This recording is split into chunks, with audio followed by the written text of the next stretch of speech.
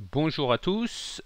Aujourd'hui, nous allons voir les méthodes abstraites. Alors, dans la vidéo précédente, on a vu les classes abstraites et aujourd'hui, on va voir les méthodes abstraites. Donc, les méthodes abstraites, c'est similaire aux classes abstraites, sauf que ça s'applique sur une méthode, c'est-à-dire une fonction. Alors, comme je l'ai dit dans la vidéo précédente, une classe abstraite ne peut pas être instanciée. C'est tout l'intérêt de la classe abstraite, c'est d'empêcher une personne, un développeur, qu'il instancie pour des raisons X ou Y.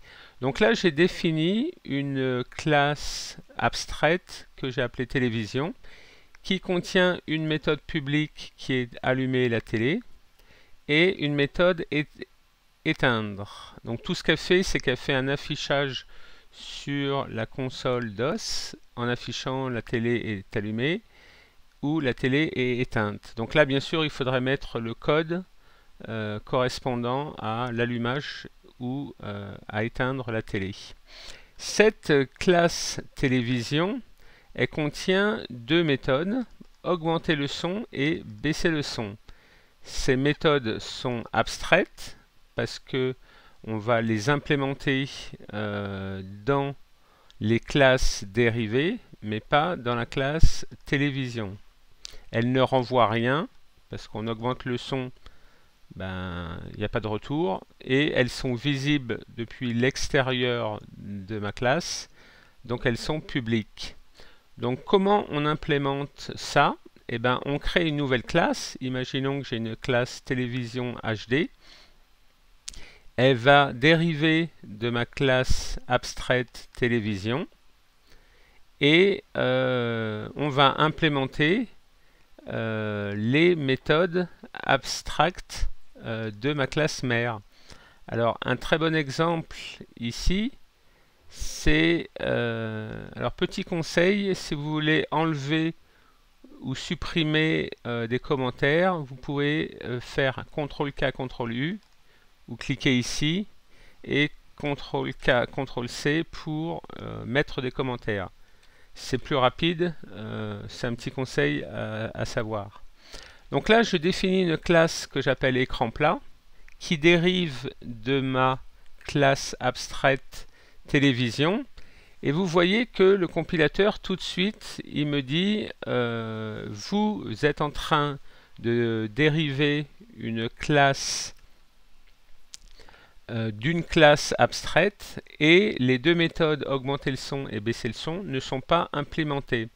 Donc dès la création, le compilateur, il attend à ce que vous implémentez tout de suite les classes abstraites définies dans votre classe de base, la classe télévision ici. Donc ReSharper, petit outil génial mais payant, me dit voulez-vous implémenter les membres qui sont obligatoires? Je fais oui. Là, il me propose voulez-vous garder toutes les classes, toutes les méthodes ou certaines méthodes? Moi, je vais les prendre toutes. Je fais Finish et vous voyez qu'il m'a créé automatiquement l'implémentation de mes deux méthodes augmenter le son et baisser le son pour ma classe écran. Alors il a mis throw new not implemented exception. Ça c'est ce que font tous les outils, même Microsoft, pour dire que cette classe n'est pas implémentée. Donc si je devais exécuter le programme, il me générerait une exception pour dire attention, c'est pas implémenté. Donc la première chose, c'est de le retirer et ensuite de mettre votre code à cet endroit. Donc moi, j'ai défini ma classe télévision HD. Donc j'ai implémenté ma méthode augmenter le son comme override. c'est-à-dire que elle est déjà définie dans ma classe mère, ici, ma classe télévision.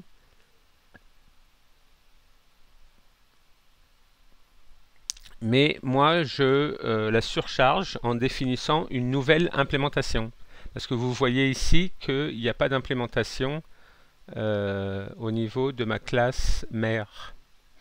Donc moi, je lui dis, ben, ma classe HD, télévision HD, elle a une propriété privée de type byte qui s'appelle son. Et alors dans mon constructeur, je dis que le son, s'il n'est pas défini, il vaut 0. Sinon, le paramètre passé à mon constructeur sera affecté à la propriété son de mon objet de ma classe HD. Et ma méthode va faire un test sur cette propriété son et lui dire que, par exemple, si le son est inférieur à 11, alors je peux augmenter le son et je vais afficher le son de la télé a été augmenté, il est maintenant à cette valeur.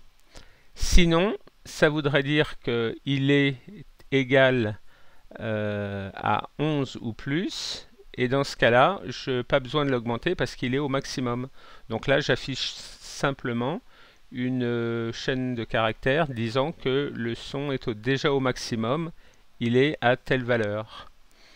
Et de la même façon que j'ai implémenté la méthode augmenter le son, je vais implémenter la méthode baisser le son, et là je teste si mon son est supérieur à 0, alors je peux le décrémenter en faisant un son moins moins, c'est-à-dire retirer un point, une valeur à la variable son. C'est équivalent à son égale son moins 1. Et j'affiche que le son a été baissé, et maintenant sa nouvelle valeur est de temps. Et si le son n'est pas supérieur à 0, c'est qu'il est égal à 0, et donc il est au minimum, et j'affiche sa valeur. Alors, donc là c'est mon constructeur de ma télévision HD. Et maintenant, ce que je vais faire, c'est que je vais créer un nouvel objet que j'appelle ma TV, de type télévision HD, qui est l'instanciation d'une nouvelle implémentation du constructeur télévision HD, sur lequel je passe 0 paramètres. Ça veut dire que mon son sera égal à 0. On a vu ici que si pas de paramètres passés, alors je prends la valeur 0. Je vais d'abord exécuter la méthode allumer ma télé. Donc, il va venir, il va utiliser la méthode allumer de ma classe mère télévision, parce que moi, je n'ai pas surchargé une méthode allumée dans ma classe télévision HD. Ensuite, je vais augmenter le son une fois, deux fois, trois fois. Après, je vais les baisser une fois, deux fois, trois fois, quatre fois. Donc là, on verra qu'on passe en dessous de 0. Et ensuite, j'éteins ma télé. Donc là, je vais compiler. Je vais générer ma solution. Il me dit qu'il a réussi. Il n'y a pas d'erreur. Et maintenant, je vais démarrer le debugging. Alors, je vais déplacer ma fenêtre. Donc la télévision, tout d'abord, elle est allumée. J'ai appelé ma méthode, il l'a exécutée. Ensuite, j'augmente le son. Et ben, on a vu que je n'ai pas passé de paramètres, le son démarrage était égal à 0. Je l'augmente, il passe à 1. Je l'augmente une deuxième fois, il passe à 2. Une troisième fois à 3. Ensuite, je baisse le son, il passe à 2. Une deuxième fois, il passe à 1. Une troisième fois, il passe à 0. Et quand je veux baisser le son une fois de plus, il me dit que le son de la télé est au minimum. Il est déjà à 0. donc il a bien exécuté mon code dans ma méthode baisser le son en voyant que la valeur était déjà égale à 0. Donc il n'a rien fait. Et ensuite j'éteins ma télé. Donc voilà comment on implante des méthodes abstraites. Vous avez vu dans la vidéo précédente les classes abstraites, maintenant vous connaissez les méthodes abstraites. Donc à vous de les implémenter dans vos classes si vous en avez besoin. Donc si vous avez aimé, vous pouvez vous abonner. Si vous avez des questions, n'hésitez pas à les poster. Merci et à bientôt.